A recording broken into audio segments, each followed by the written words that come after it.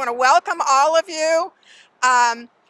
First of all, the Dolphins went for many, many years without a permanent home, and then we got this building. And then we had this grand design that we would do the exterior, and we got the exterior done. And the last part of the grand design was the murals. And people kept asking me, when do these panels get something on them? And I said, someday. And someday is today. The fourth panel will be going up very soon, but we wanted to just kind of memorialize this. And we have had a sponsor for this particular project, and it's O'Bryan Dentistry, O'Bryan's Advanced Dentistry. And so Cece O'Bryan is here to talk about the artists a little bit and recognize them. Hi, everyone. I'm Cece O'Bryan, and I am very proud to be able to sponsor these wonderful artists and the Dolphin Playhouse. It's been fantastic to, even in these socially distancing times, to come out and give some love to the people who aren't being able to do their in-person art, who aren't being able to do our art shows at our art gallery anymore for the time being. But so happy that Phyllis and Jan and Jordan and these guys are really stepping up and doing these beautiful murals out here. So thank you very much. We appreciate it. I'll let Peg come up here and do that. Here we go. I will. Here you go. Okay, because we have wonderful artists in this area, as you all know, a lot of different ones. And so this first mural was done by Phyllis. Phyllis Love, longtime resident of Oregon, active in the community, well-known artist. Now, I have to also admit, she is a Dolphin Players board member, so I really know her well, and has done many of the murals you'll see on the back for different productions. And they are beautiful, despite the fact that she won't let me paint tree leaves. I tried, she did not like it. She retired from SWAC after 25 years as their graphic artist. And so, Phyllis, what do you want to say about why and what you did with this? Well, as you all may know, the end of this street is the hollering place that was part of the building of Empire and Coos County. People came down the coast from Scottsburg through Reedsport, along the coast to Coos Bay, and they brought their families, they brought their trade goods, they brought whatever, and they had to come either on foot or on horseback, and they'd come across the way here, and then they'd start hollering. There was no bridge, there was no anything, no ferry, no anything. So they would have to come across by boat, or they would swim the horses. But the horses could not carry the packs, so they'd have to take the packs off and put them in the boat and then swim the horses. And that's what I've done here is, there are the horses.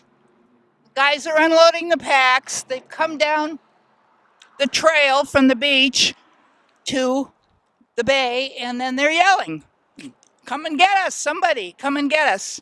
And he's got his hat, this guy's hat. And this one over here behind the bow is going to get them. And these guys are waiting, maybe to help unload. Maybe they're just lazy and they're watching. We don't know. But that's the whole thing. And the Dolphin Theater has had this presentation every year for several years about local history. And this is one of them. That's all I have to say about it. And this next mural was done by Janne LaValle, and she started early in her art at about 10 years of age, continued on with the University of Tulsa, Cuyahoga College, and with private instructors in areas like Sedona, San Diego, and Oregon. Her art has been exhibited and won awards throughout California, but probably the one that is the most prestigious of the ones she's gotten was being the recipient of the California Governor's Award for Historic Preservation for Historic Themed Mural in Lemon Grove, California. If you'd like to see some things she's done more locally, she has two gorgeous murals in the children's room of the Lakeside Public Library. They are delightful and the kids absolutely love them. She also recently finished another mural for the 10 Mile Lakes water basin at the corner of 8th Street and Airplane Drive in Lakeside. And if you would like to see some of her work, it's available at the Mind Power Gallery in Reedsport. That's their acrylic and collage wall art. And she's been a part of this project since the very, very beginning, working on the committee to try to figure out how we were going to do it, and then being one of the main people who went ahead and did it. So Jan, come on up and tell us how you feel about your particular piece.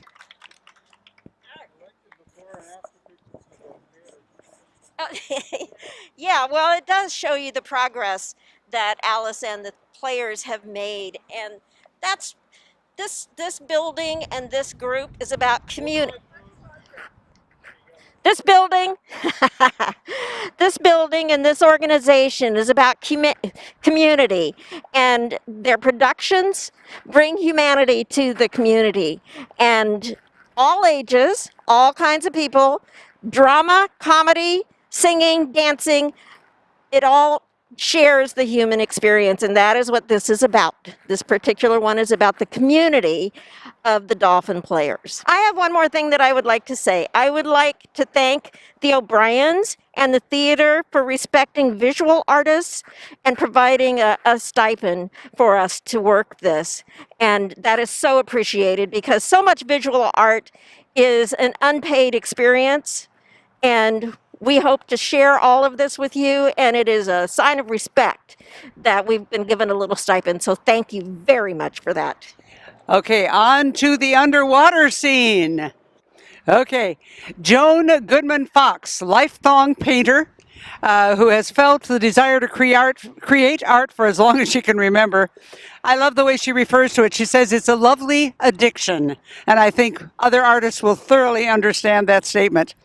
Joan grew up in Empire, and as a grade school student, she and others were allowed to go up and down the main street of Empire and decorate the windows of the buildings for holidays. We will not say how far back that was, Joan. We will leave that for you.